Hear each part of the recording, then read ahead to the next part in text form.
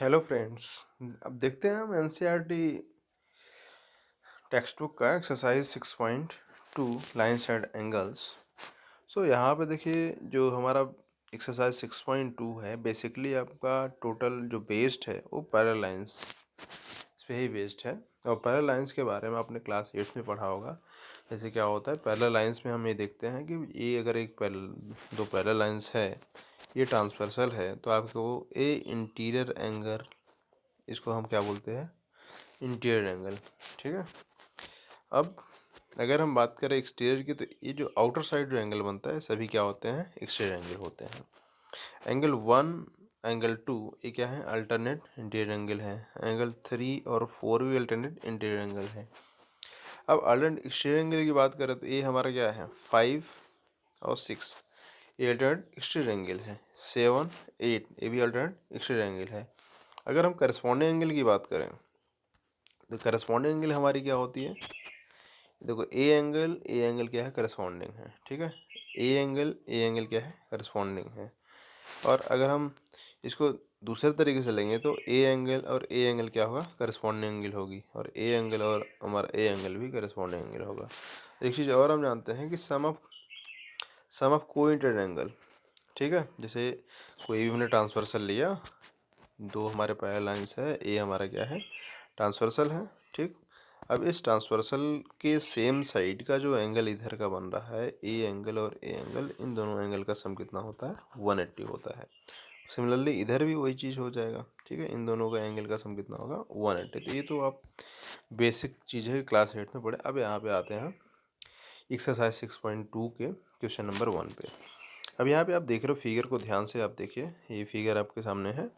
अब यहाँ पे आपको क्या दिखाना है, एक्स और वाई की वैल्यू दिखानी है, बतानी है। और यहाँ पे ये भी बताना है कि so that A B parallel to C D.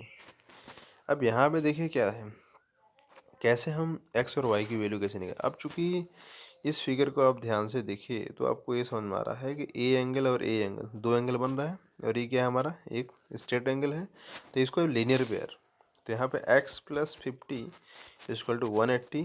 क्यों, क्योंकि लीनियर पेयर बन रहा है और एक स्ट्रेट एंगल है। तो x बराबर कितना हो जाएगा, 180 माइनस 50 बराबर कितना हो गया, 130 डिग्री। तो ये x बराबर कितना आ गया, 130 डिग्री आ गया। ठीक है।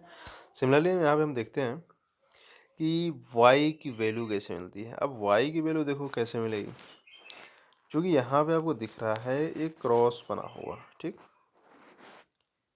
ऐसा। तो जो एंगल ए होगा वही एंगल ए होगा। क्यों, क्योंकि ये वर्टिकली अपोजिट एंगल को रिप्रेजेंट कर रहा है। 130 डिग्री इधर है तो 130 डिग्री इधर भी हो जाएगा। This is a vertically opposite angles. तो अब यहाँ पे हमारे पास एक्स भी आ गया, वाई भी आ गया। अब हमें शो करना है कि A B parallel to C D, A B parallel to C D. अब देखो पैरेलल, दो लाइन पैरेलल कब होते हैं, जब उनकी या तो सम ऑफ कोऑर्डिनेट एंगल आपका 180 हो, या तो आपका अल्टरनेट एंगल इक्वल होता। अब आप यहाँ पे देख पा रहे हो कि अगर ये 130 है, अभी हमने निकाला, और इधर से ए भी कितना हो गया, 130 हो गया। ठीक है। तो इस तरीके से हम ये कह सकते हैं कि angle X equal to angle Y, मतलब एक्स और वाई आपस में बराबर है। Hence A B parallel to C D. क्यों, क्योंकि ये अल्टरनेट एंगल को रिप्रेजेंट कर रहा है। ठीक है। तो ये तो आपका फर्स्ट क्वेश्चन हो गया। सेकंड क्वेश्चन में देखते हैं। सेकंड क्वेश्चन यहाँ पे फिगर दिया है, A B parallel to C D parallel to E F, Y is to Z equal to 3:7, find X. अब यहाँ पे ध्यान से आप देखिए, ये फिगर है। अब इस फिगर को आप अगर देखेंगे तो आपको ये नज़र आ रहा है कि एक्स वाई और जेड के बीच में 3:7 का रेशियो है। ठीक है।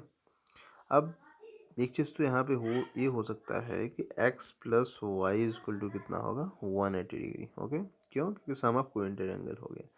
दूसरी चीज़ यहाँ पे अगर हम y ये है तो ये कितना होगा, a भी y हो जाएगा। ठीक है। क्यों, क्योंकि y अगर a है तो a भी हमारा क्या होगा, y होगा। ठीक है। और y plus Z equal to कितना होगा, 180। क्यों, ये सम ऑफ कोइंटेड एंगल है, और ये वाई ये एंगल इस एंगल के बराबर हो, क्योंकि वर्टिकली अपोजिट एंगल को रिप्रेजेंट कर रहा है। तो एंगल वाई ये है, चूँकि ऐसे क्रॉस पे जहाँ भी कहीं एंगल बनता है तो अपोजिट एंगल्स क्या होता है, अपने बराबर होते हैं। तो ये तो हमारा वर्टिकली अपोजिट एंगल हो गया। अब वाई प्लस जेड बराबर कितना हो, 180 degree. Y plus z is equal to 180 degree, और वाई को हमने मान लिया क्या, let y is equal to 3a small a, और जेड इज इक्वल टू क्या मान लिया, 7 स्मॉल ए। अब यहाँ पे देखो ए क्यों माना, एक्स क्यों नहीं माना, क्योंकि हम एक्स वाई जेड तो ऑलरेडी हमारा इस वेरिएबल इस एंगल में इंक्लूड है, इसलिए हमें वो नहीं मानना है जो इसमें क्वेश्चन में दिया है। तो अपने मन से हमने ए एक वेरिएबल को मान लिया, ठीक है। अब यहाँ पे वाई प्लस जेड बराबर कितना है, 180। तो 3 plus 7, 3a plus 7a,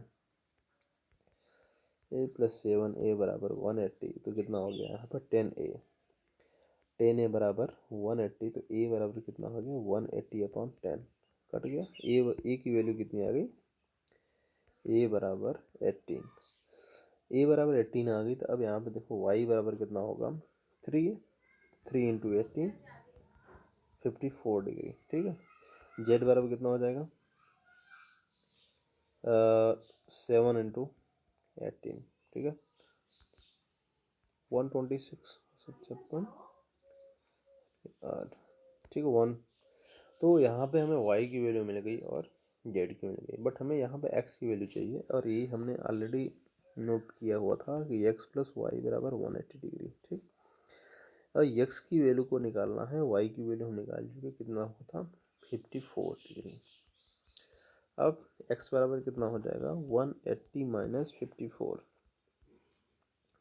this is equal to कितना हो गया हमारा, 126। तो x की वैल्यू कितनी आ गई, 126 डिग्री, ठीक। तो ऐसे इसको करेंगे।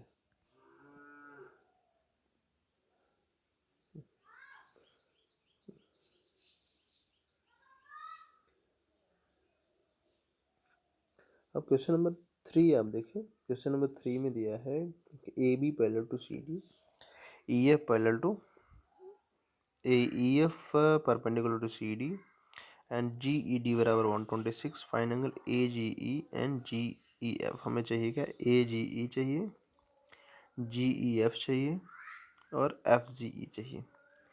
तो AGE कहाँ पे है, देखिए ध्यान से,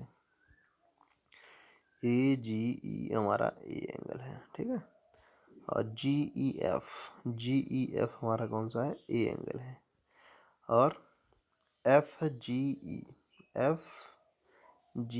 ए एंगल है। अब आप ध्यान से देखिए कि आपको ये दिखाई दे रहा है GED कितना दिया है, 126 दिया है क्या, GED हमारा एंगल कहाँ पे दिख रहा है, ए एंगल हमारा GED है, ठीक। और ये जो भी ए बी और CD पैरेलल है, और आपके पास ए एंगल दिया है, तो ये क्या होगा, अल्टरनेट एंगल से ए बी एंगल अब कितना हो गया, 126 हो गया, ठीक है। तो AGE कितनी हो गई, 126 डिग्री AGE, ठीक है। तो angle AGE 126 degree, okay. Next हमारा GEF देखिए, यहाँ पे चूँकि ऑलरेडी ए एंगल 90 डिग्री है, ए पूरा 126 डिग्री है, तो GEF हमारा हो जाएगा 126 माइनस 90, 6, 12 में से 9 निकाल, 36 डिग्री हमारा क्या आ गया, GEF आ गया। अब FGE चाहिए, तो FGE हमारा कहाँ पे है, FGE। अब चूँकि हमें ए पता है कि ए 126 डिग्री है, ठीक है, तो ए एंगल चाहिए तो क्या करेंगे, 180 में से माइनस कर दो, 180 माइनस 126 और 54 डिग्री, ठीक है। तो हमारे पास कौन सा एंगल आ गया, angle FGE equal to 54 degree, ठीक है। इस तरीके से हम इसको लगाएंगे।